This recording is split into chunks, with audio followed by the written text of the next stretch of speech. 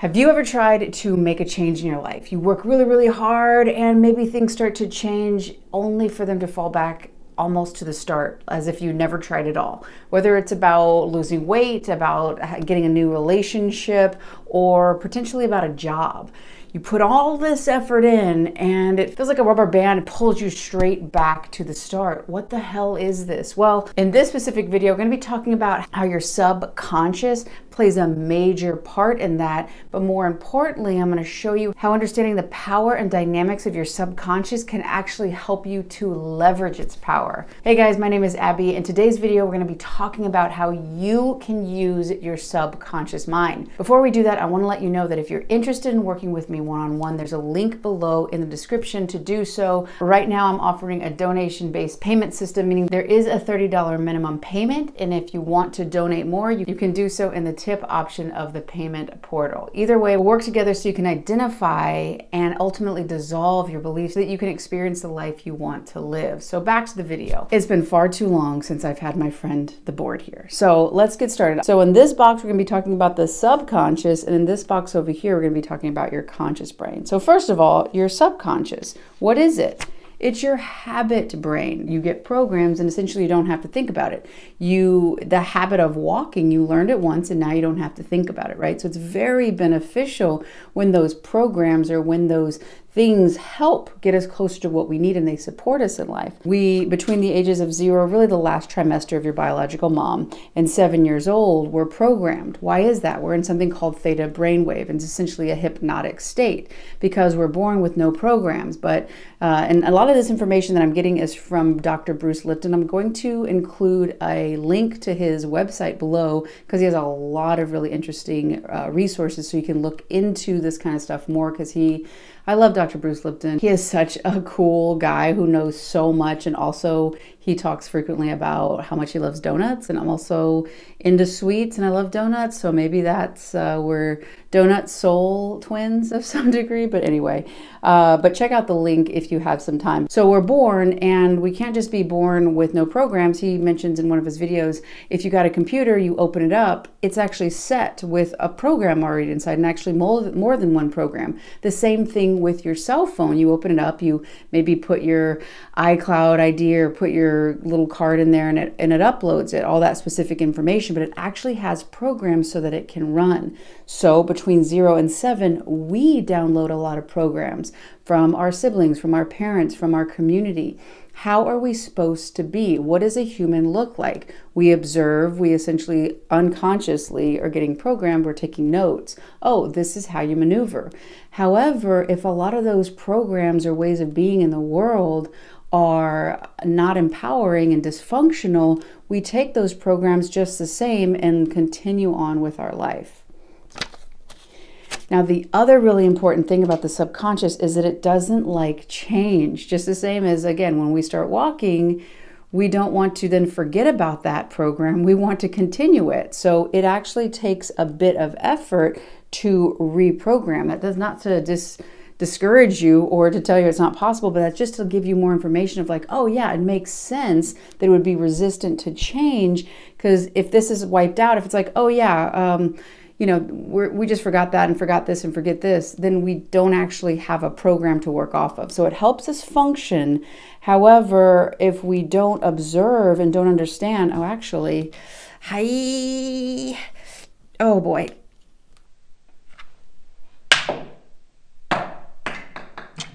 We're not going to talk about it. But if we don't look and see what happened, what were we exposed to, what our environment was between 0 and 7 years old, and I'm sure a lot of you are like, well, I remember. No wonder that's happening, right? But we want to start understanding those dynamics, and more importantly, too, how those same dynamics are still holding us back or keeping us where we are. This is essentially the framework, the subconscious mind. So the conscious mind, for one, it's your creative mind, okay? Secondly, it's where your dreams and desires are. All right, beautiful, wonderful. You see, you have these visions, you have these intentions, right? And I have here problems, no change. This means that what happens is if in your 0 to 7, there is a program or a belief that contradicts what your dreams and desires are, there's going to be massive tension here. Okay, so when there are problems, and that's also what I said earlier about when you are maybe wanting to lose weight or when you're wanting to experience this secure, loving relationship. If there's a belief inside that you're not very good or you're not good enough or that you're not lovable, when you go towards those dreams and desires, this essentially will pull you back. It's like I just envision a giant rubber band around your waist, and then this thing just pulls you back. Not to hurt you, not to ruin your life, but because this is the operating program.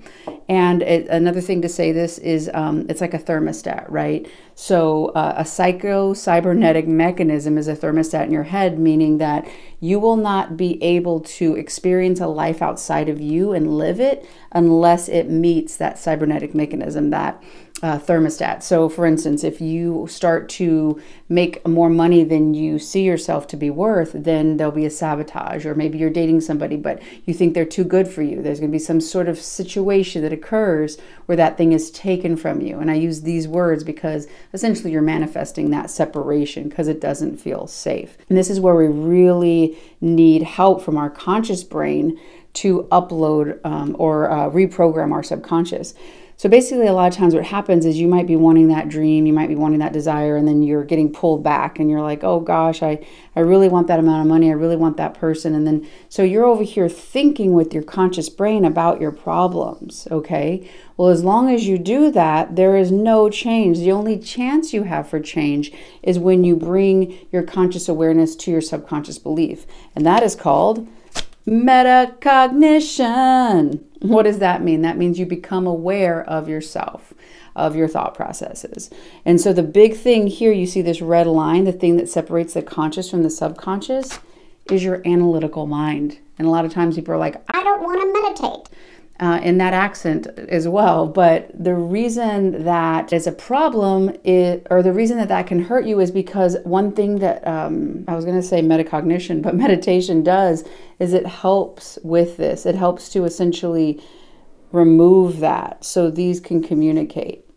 But the more you start being obsessed or very in your head about your problems, you move away from the way that you can help to reprogram yourself. For one, you want to become aware of what you're thinking. How are you feeling? And what that's going to help you do is going to help you become aware of what these programs are.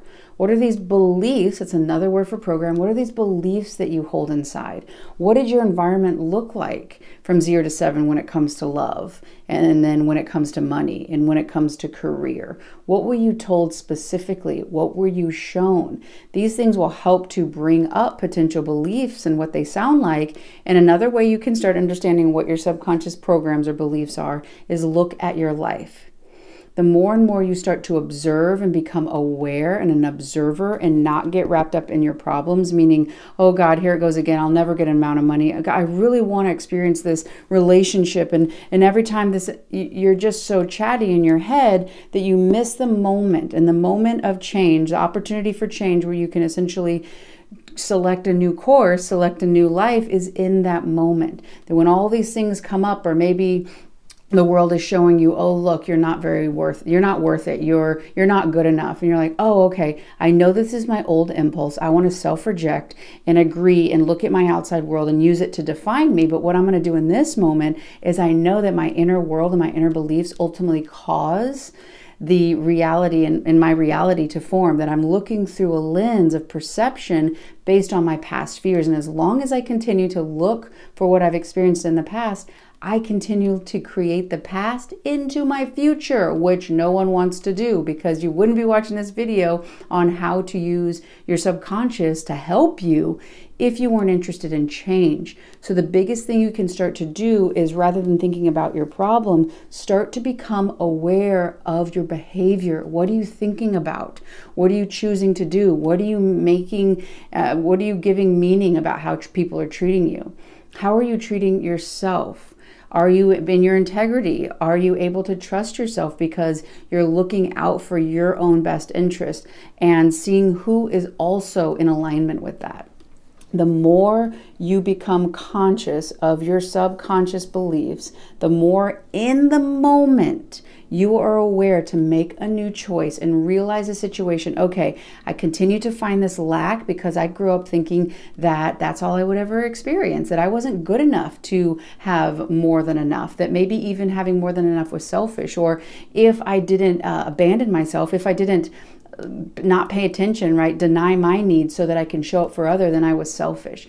All these different things that you were taught between 0 and 7, we're not blaming anybody, but you've got to be aware of what is ruling and running your life, which is your subconscious. If you do not become aware of this is going to run your life, and you're going to call it fate. That is a paraphrase from Carl Jung. Or Jung, I never know how to say it. Anyway, you know who I'm talking about. So when you become aware of this is what's going to unlock your life, because you will basically break that cord and update these beliefs so that you can move closer and experience your desires and dreams. As long as there is tension between what you've been told and what you are programmed and what you believe and your desires and dreams, your subconscious will always win. As you start to become aware of this and make a new choice in the moment and disconfirm this, basically, you step closer to this. The more you become aware of this in your life, the more you have that metacognition. I hope you can see that.